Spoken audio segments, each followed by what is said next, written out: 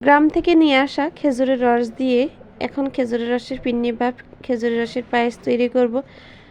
প্রথমে 2 লিটার খেজুরের রস আমি একটা পাতিলের মধ্যে ঢেলে নিচ্ছি।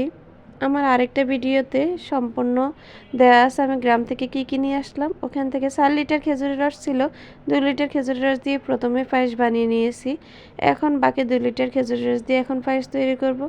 তো আমি গ্রাম থেকে এই খেজুরের রসগুলো জাল দিয়ে ঠান্ডা করে ফ্রিজিং করে তারপরে নিয়ে আসলাম।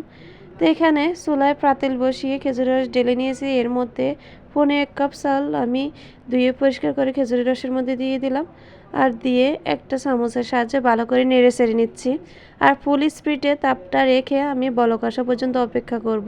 চালগুলো যখন অনেকটা ফুটে আসবে, একবারে ভেঙে যাবে, তখন এই পর্যায়ে আমি কিছু গরম মশলা অ্যাড করে দিয়েছি। গরম মশলাটা দেওয়াটা আমার স্কিপ হয়ে গেছে। এই যে দেখুন, একবারে ফুটে একবারে চালগুলো ভেঙে গেছে। এখন এর মধ্যে আমি দিয়ে দেব স্বাদ মতো একটু লবণ।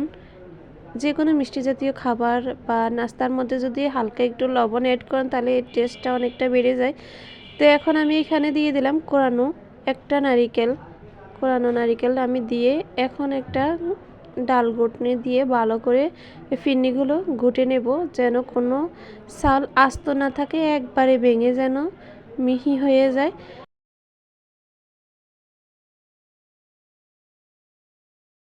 ঘুটার পরে দেখুন একবারে মিহি হয়ে গেছে, যেরকম স্বাভাবিকভাবে ফিরনি বা পায়েস থাকে এরকমই হয়েছে। এর মধ্যে আমি অতিরিক্ত আর কোনো কিছু অ্যাড করি নাই। শীতের মৌসুমে মজাদার রসের ফিরনি তৈরি হয়ে গেল।